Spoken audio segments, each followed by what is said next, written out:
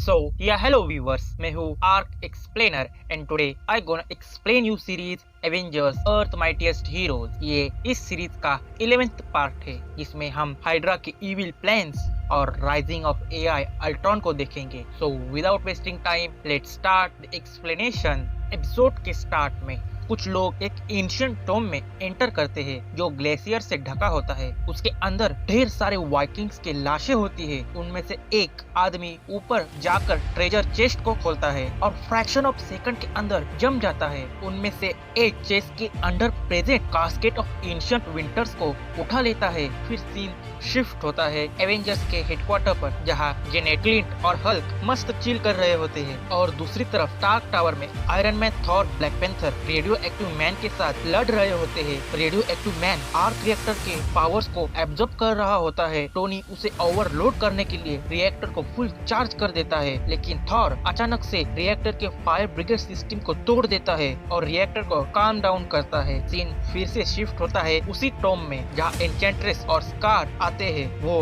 अनजान शख्स और कोई नहीं बल्कि मेलेकिथ होता है। लोकी ने उसे हेल से आजाद कर कैस्केट लाने भेजा होता है, पर वो उन सबको धोखा देकर कैस्केट के पावर्स को अनलिश कर देता है और वो दोनों फ्रीज हो जाते हैं। सिटी में थॉर ने रिएक्टर को शांत इसीलिए किया होता है क्योंकि अगर वो अर्थ के अंदर जाता तो ये सिटी के लिए खतरनाक हो सकता था। आयरन मैन लोगों के सेफ्टी के बारे में भूल ही गया था। तभी थॉर को एस्गार्डियन मैजिक फील होता है और पूरी दुनिया ठंड में जम जाती है। धरती के अंदर से फ्रोजन मॉन्स्टर्स बाहर आते हैं। थॉर को पता चल जाता है कि काम कास्केट ऑफ एंशिएंट विंटर्स का है। आयरन मैन तूफान के ओरिजिन पॉइंट को ढूंढने की कोशिश करता है पर नाकाम हो जाता है। ब्लैक पैंथर क्याओस थ्योरी का इस्तेमाल कर उसके ओरिजिन पॉइंट को आसानी से ढूंढ लेता है। सिटी में एवेंजर्स और फैंटास्टिक फोर फ्रोजन मॉन्स्टर के साथ लड़ रहे होते हैं। आयरन मैन, थॉर और ब्लैक पैंथर नॉर्वे में तूफान को रोकने जाते हैं। नॉर्वे में पहुंचते ही ट्विन जेट के इंजन लो टेम्परेचर के कारण बंद हो जाते हैं और एवेंजर्स पैदल ही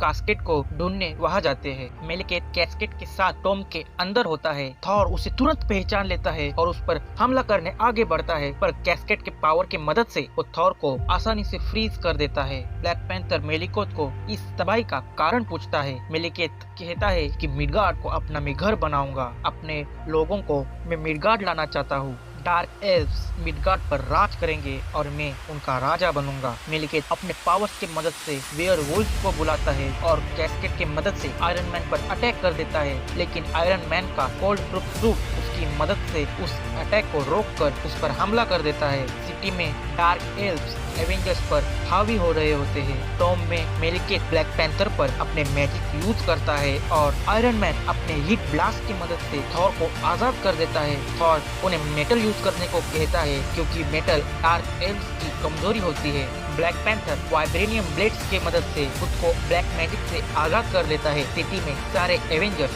फ्रीज हो जाते हैं। मेलिकेट अब बहुत ही ज्यादा पावरफुल हो जाता है। ब्लैक पैंथर मेलिकेट को रोकने के लिए मैजिक और साइंस साथ में यूज करने को कहता है। आयरन मैन मेलिकेट को कास्केट से बाहर ले आता है और थॉर उस पर अपने थंडर पावर्स की मदद से जोरदार हमला कर देता है और मेलिकेट वही मारा जाता है। थॉर बड़ी मुश्किल से कैस्केट को वहां बंद कर देता है। कास्केट बंद होने के कारण सारे एल्व्स मारे जाते हैं। सब कुछ नॉर्मल हो जाता है। तभी एन्चेंट्रेस उन तीनों को मैजिक की मदद से बांध देती है और कैस्केट को लेकर वहां से भाग जाती है। थॉर तुरंत एस्गार्ड का पोर्टल खोलता है और एन्चेंट्रेस के पीछे जाता है, पर पोर्टल उसे ही दूर फेंक देता है। एस्गार्ड में थॉर के आने पर रिस्ट्रिक्शंस होते हैं और ये एपिसोड यही खत्म हो जाता है। एपिसोड 21 की शुरुआत एवेंजर्स के हेडक्वार्टर से होती है, जहाँ हॉकाई को आयरन मैन एक मुश्किल टास्क देता है जिसमें एक एरो के साथ एक नैरो एनर्जी फील्ड में से एप्पल पर निशाना लगाना होता है। सबको ये टास्क इम्पॉसिबल लगता है, पर हॉकाई बेझिझक शूट करता है और तभी मेंशन की लाइट्स चली जाती है। यहाँ तक आयरन मैन का सूट भी शट डाउन हो जाता है। ये सब एक इलेक्ट्रोमैग्नेटिक पल्स के कारण हुआ होता है और इस सिटी में टोटल 3 पल्सेस जनरेट हुई थी। सारे एवेंजर्स सिटी में चेकिंग करने जाने ही वाले होते हैं, तभी बाहर ब्लैक विडो होती है। वो उनसे मदद मांगने आई होती है। हल्क तुरंत विडो को पकड़ लेता है। विडो कहती है कि मैं धोखेबाज नहीं हूँ और हाइड्रा में मुझे निक फ्यूरी ने भेजा था। ये एक अंडरकवर मिशन था। हॉकाई हल्क को उसे छोड़ने को कहता है। विडो एवेंजर्स को द कॉस्मिक क्यूब के बारे में बताती है। हाइड्रा को उस क्यूब को हासिल करना चाहता है और हिस्ट्री को बदलकर अपना साम्राज्य खड़ा करना चाहता है। विडो एवेंजर्स को बताती है कि मैं निक फ्यूरी से एक सीक्रेट लाइन पर बात करती थी, पर अब फ्यूरी का कोई पता नहीं चल रहा, इसीलिए मैं एवेंजर्स से मदद मांगने आई हूँ। एवेंजर्स तुरंत क्वीन जेट में हाइड्रा और एम के जंग को रोकने चले जाते हैं, क्योंकि हाइड्रा कॉस्मिक क्यूब को हासिल करना चाहता है और क्यूब एम के लीडर मोडॉक के पास होता है। मोडॉक क्यूब को फुल्ली चार्ज कर रहा होता है। एवेंजर्स उन दोनों के वॉर में कूद जाते हैं। विडो ने स्टकर के ऊपर ट्रेसर लगाया होता है, इसलिए वो स्टकर को पकड़ने जाती है। आयरन मैन मोडॉक को पकड़ने जाता है, तभी मोडॉक के एनर्जी वेव के कारण वो शटडाउन होकर नीचे गिर जाता है। वैस उसके पास जाती है। आयरन मैन को हाइड्रा के जायंट रोबोट्स घेर लेते हैं और उस पर हमला करते हैं, पर वैस उसे बचा लेती है। तभी शील्ड भी वहाँ पर आती है और उसकी डायरेक्टर फ्यूरी की जगह मारिया हिल होती है। वो सिटी को बंद कर एवेंजर्स को पीछे हटने को कहते हैं। हाइड्रा और एम का ये वॉर बहुत ही ब्रूटल हो जाता है। एवेंजर्स भी उन्हें रोकने जाते हैं। विडो स्टकर के पीछे आई थी, वो स्टकर वहाँ से भाग रहा होता है। एंटमैन जायंट मैन बनकर शिप को पकड़ लेता है और उसके अंदर स्टकर नहीं होता। उसे विडो के धोखेबाजी का पता चल जाता है और उसके ट्रेसर को किसी और को दे देता है। दूसरी तरफ हाइड्रा मोडॉक पर हमला कर देता है, पर मोडॉक अपने टेलीकाइनेसिस पावर्स की मदद से अपने ही सोल्जर को बीच में लाकर खुद की जान बचा लेता है। एवेंजर्स हाइड्रा का सामना कर रहे होते हैं। कॉस्मिक क्यूब अब फुल्ली चार्ज हो जाता है। मोडॉक उसे यूज करने ही वाला होता है, तभी शील्ड उसकी शिप को ब्लास्ट कर देती है और वो एक अनजान जगह पर नीचे गिर जाता है। शील्ड की डायरेक्टर मारिया आयरन मैन को विडो का साथ देने के लिए एवेंजर्स को बंद करने को कहती है, पर आयरन मैन उसकी बात न सुनकर कॉस्मिक क्यूब के पीछे चला जाता है। मोडॉक एक फैक्ट्री में गिर जाता है, तभी स्टकर कॉस्मिक क्यूब को लेने वहाँ आता है और उन दोनों में फाइट शुरू हो जाती है। दूसरी तरफ शील्ड आयरन मैन का पीछा कर रही होती है। स्टकर क्यूब को लेने ही वाला होता है, पर हॉकाई अपने एरो की मदद से एंटमैन को स्टकर के पास भेजता है और वो कॉस्मिक क्यूब को छोड़ने से स्टकर को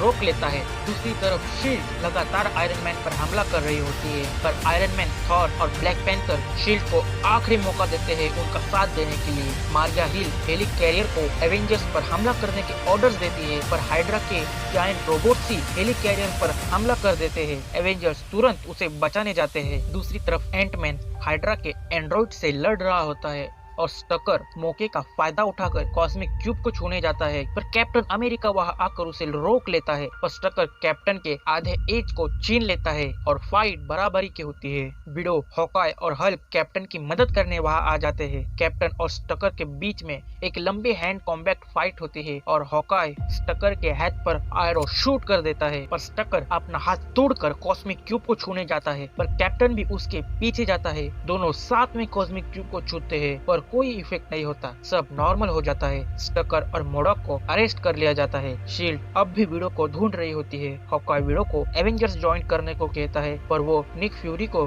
ढूंढने जाती है। विडो हॉकाई को भी अपने साथ आने को कहती है, पर हॉकाई मना कर देता है और वो अकेले ही चली जाती है। सीन शिफ्ट होता है पास्ट में, जहाँ बकी बांस कैप्टन को बचाने के लिए कूद गया था, पर समंदर में गिरने के बावजूद वो अब भी जिंदा होता है और ये एपिसोड यही खत्म हो जाता है। एपिसोड 22 के स्टार्ट में एवेंजर्स सर्पेंट सोसाइटी को रोकने जाते हैं, जिनका लीडर किंग कोबरा होता है, जिसने सिविलियंस को बंधक बनाया होता है। एवेंजर्स उन पर हमला करने वाले होते हैं, तभी हैंक पिम बीच में आकर मामला शांति से सुलझाने को कहता है। सरपंच सोसाइटी बिग हाउस में कैद थी और हैंक पिम उन पर इलाज कर रहा था, पर किंग कोबरा उन पर वापस हमला कर देता है और हॉकाई बीच में आकर हैंक को बचा लेता है और डंक हॉकाई को लग जाता है। एवेंजर्स उनसे लड़ने लगते हैं। सारे एवेंजर्स एक के बाद एक सभी को नॉकआउट कर देते हैं और सरपंच सोसाइटी डर कर वहाँ से भाग जाती है। आयरन मैन और वैस को कहते हैं कि तुम बीच में क्यों आए। वो सब सुपर विलन से उन्हें हिंसा ही समझ आती है। एंटमैन दुखी होकर वहाँ से चला जाता है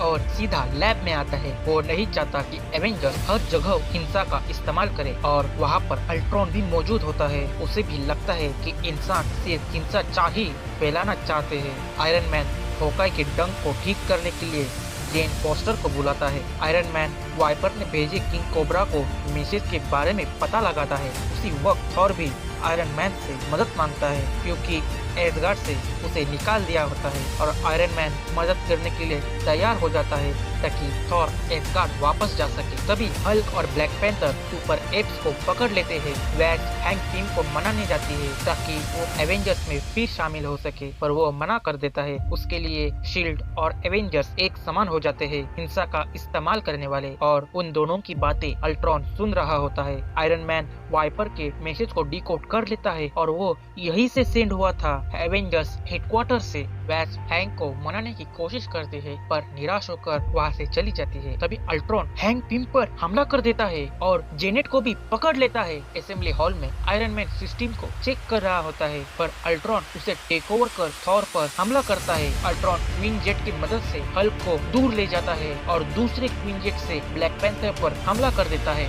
नीचे प्रैक्टिस रूम में अल्ट्रॉन होकाई और कैप्टन अमेरिका पर हमला कर देता है। अल्ट्रॉन ने वैक्स को कैद कर रखा होता है क्योंकि उसका प्रोग्राम उसे मारने नहीं देता। वो अपने प्रोग्रामिंग को अपडेट कर रहा होता है। असेंबली हॉल में थॉर और आयरन मैन लड़ रहे होते हैं। कुछ देर के लिए आयरन मैन ऑनलाइन आ जाता है और थॉर को उसे बाहर ले जाने को कहता है। ब्लैक पैंथर लड़ते वक्त क्वीन जेट को तबाह कर देता है।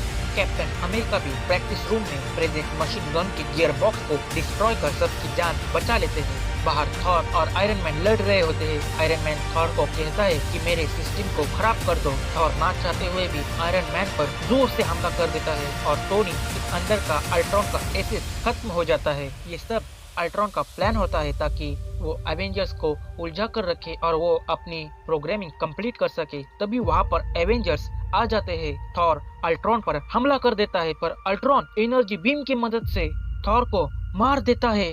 आयरन मैन तुरंत बेहोश हैंक पिम को उठाकर अल्ट्रॉन को रोकने को कहता है। अल्ट्रॉन अकेला सारे एवेंजर्स पर हमला कर देता है, कोई भी उसके सामने टिक नहीं पा रहा। वैस गुस्से में अपना साइज बढ़ाकर अल्ट्रॉन को जोर से पंच करती है, फिर भी वो सही सलामत होता है और वापस उन सब पर हमला कर देता है। हल्क क्वीन जेट में बैठकर स्पेस में चला गया होता है पर वो उसे डिस्ट्रॉय कर अर्थ के एटमॉस्फेयर को झेल कर अर्थ पर वापस आ जाता है। हेडक्वार्टर पर अल्ट्रॉन सब पर भारी पड़ रहा होता है। वहाँ आयरन आकर उसे शट डाउन होने के ऑर्डर्स देता है, लेकिन वो ऑर्डर्स ना मानकर उस पर हमला करने आगे बढ़ता है। पर आयरन मैन अपना मार्क 1 आर्मर पहनकर अल्ट्रॉन पर हमला कर देता है। एंटमैन जायंट मैन बनकर अल्ट्रॉन पर हमला करता है और हल्क वहाँ आकर अल्ट्रॉन के एनर्जी बीम को सहकर उसे बीच में से ही तबाह कर देता है और अल्ट्रॉन के पावर सोर्स को एंटमैन डिस्ट्रॉय कर देता है। हैंक सबका जिम्मेदार खुद को समझता है और वहाँ से निराश होकर चला जाता है। सीन शिफ्ट होता है एक अनजान जगह पर जहाँ थॉर अब भी जिंदा होता है और उसके साथ एन्चेंट्रेस होती है। लैब में हैंक पिम अल्ट्रॉन से जुड़े सारे डेटाबेस को डिस्ट्रॉय कर देता है, लेकिन अल्ट्रॉन सक्सेसफुली इंटरनेट में खुद को अपलोड कर देता है और ये एपिसोड यही खत्म हो जाता है। क्या अब अल्ट्रॉन का सामना एवेंजर्स को फिर से करना होगा? जानने के लिए इस चैनल को जरूर सब्सक्राइब करें और बेल आइकन को दबाएं ताकि इस सीरीज के नेक्स्ट वीडियो का नोटिफिकेशन आप तक जल्द से मिले। मिलता हूँ नेक्स्ट वीडियो में। जय हिंद।